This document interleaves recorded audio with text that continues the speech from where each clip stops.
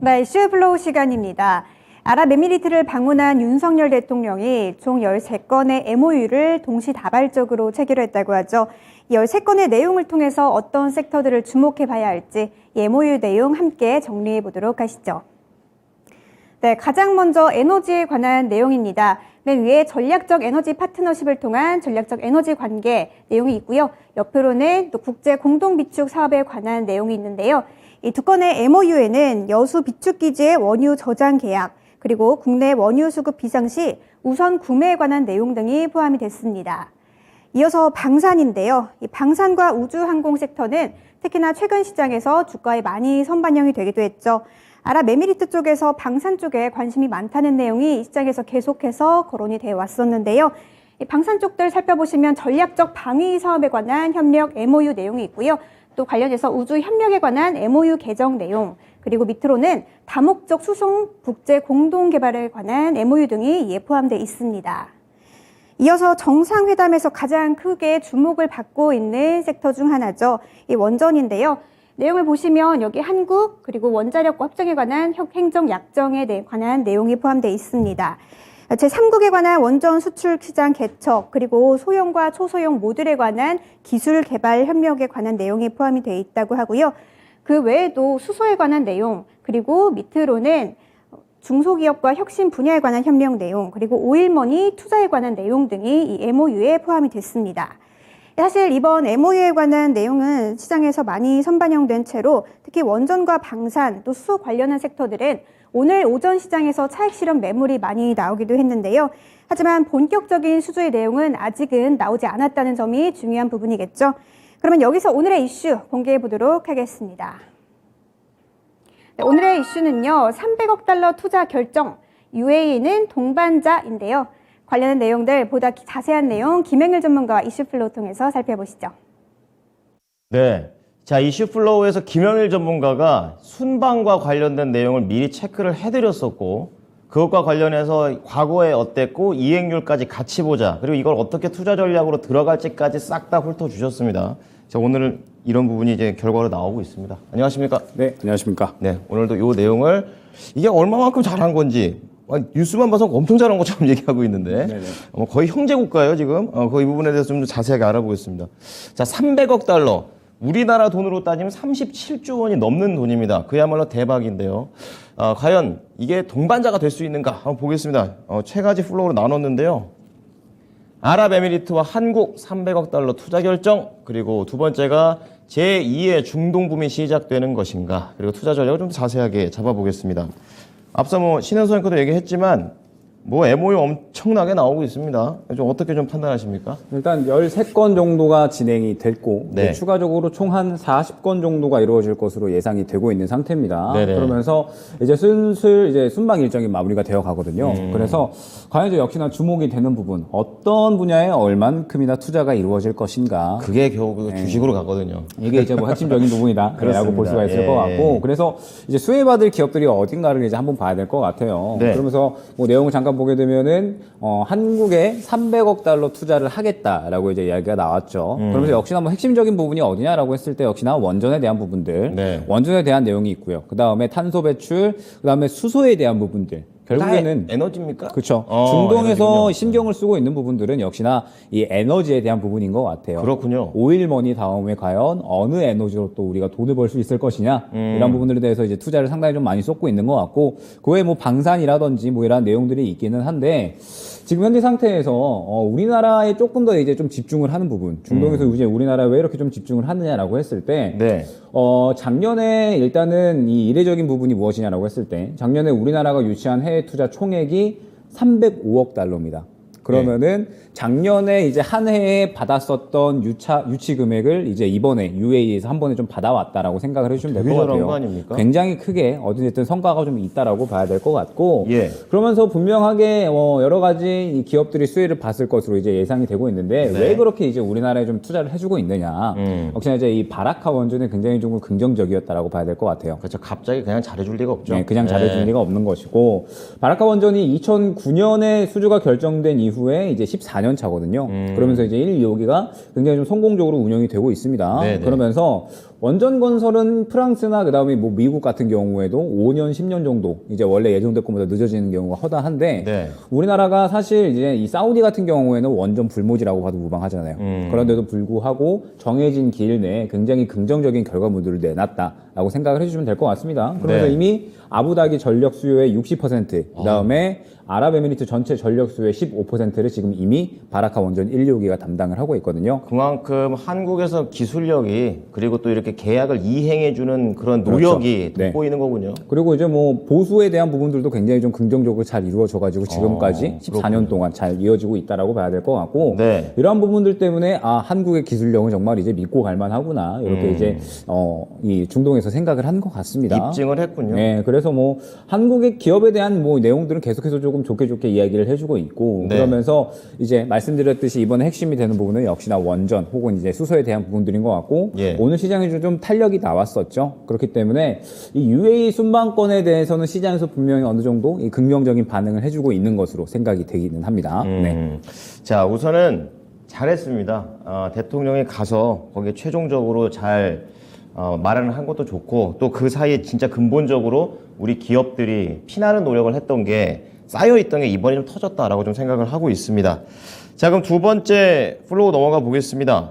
제2의 중동붐이 시작되는 것이냐? 아까 305억 달러 중에서 이번에 한 번에 300억 달러 하니까 그렇죠. 야, 이게 붐이 날 수도 있겠다라고 생각이 들지만 저는 이미 김영희 전문가가 이미 얘기했기 때문에 그렇죠. 그럼 이게 얼만큼 이행률로 될까? 실제로 될까? 이게 좀 궁금해요. 어떻습니까? 그러니까 이제 잘 하긴 한 거거든요. 맞아요. 잘 하긴 한 건데 사실 최근에 쌀마니형 건들만 봐더라도 600조 이야기 나오다가 그렇죠. 이번에 300억 달러만 한 40조 수준이잖아요. 네. 그러다 보니까 아 정말 잘하긴 한 건데 과연 비교 평가? 엄청나게 잘한 건가라는 생각이 저는 들었고 그렇죠.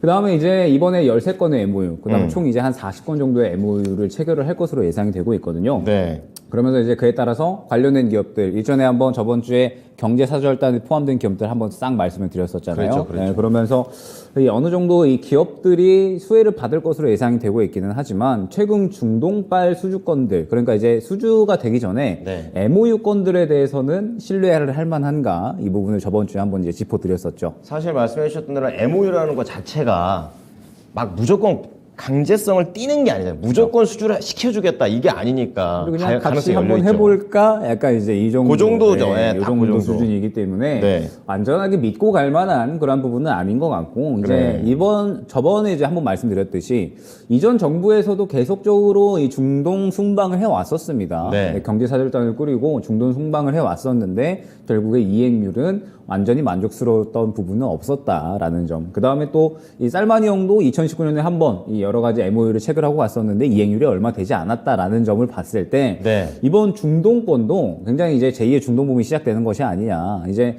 뭐 워낙에 우리가 중동에 대한 이미지가 좋잖아요. 맞아요. 중동에서 이제 오일머니를 통해서 굉장히 돈을 많이 벌었었던 나라가 우리나라기 때문에 네. 아 이번에 이 다시 한번 중동에 어떤 바람이 불게 되면서 우리나라에 다시 한번 또 큰 외화벌이를 할 수 있는 그런 시기가 오는 것이 아니냐라는 이야기가 많이 있기는 하지만 예전에 중동이 아닙니다. 중동이 예전에는 굉장히 순진했었는데 그쵸. 요새는 약간의 이제 약간 야가 빠진 그러한 이제 전략이라고 해야 될까요? 그러니까 그동안 계속해서 수주를 줬다가 잘못해서 뒤통수 맞은 또 많아가지고 그렇죠. 이제는 확실하게 만들고 난 다음에 돈 주는 식으로 바뀌었어요. 그렇죠. 그때 완전하게 다 말씀을, 예. 만들고 나서 돈 주는 식으로 바뀌었고 그 돈도 쉽게 주는 게 아니라 감리할 거 다 하고 검사할 거 다 한 다음에 까다롭다는 그 다음에 거죠. 주기 때문에 결국 기업 입장에서는 이 돈은 돈대로 들어가는데 완전히 이제 다 건설되고 나서야 돈을 받을 수가 있는 거잖아요. 너무 뒤에 받는 거죠. 예, 아무래도 예. 우리나라 지금 현재 상황, 지금 현재 이 자금 융통이 어려운 그러한 상황에서는 어려울 수밖에 없는 그런 이제 상황이다라고 봐야 될 것 같고 네. 역시나 이제 잘하기는 했지만 너무 큰 기대를 갖지는 말아야 될 것 같다라는 게 결과적으로는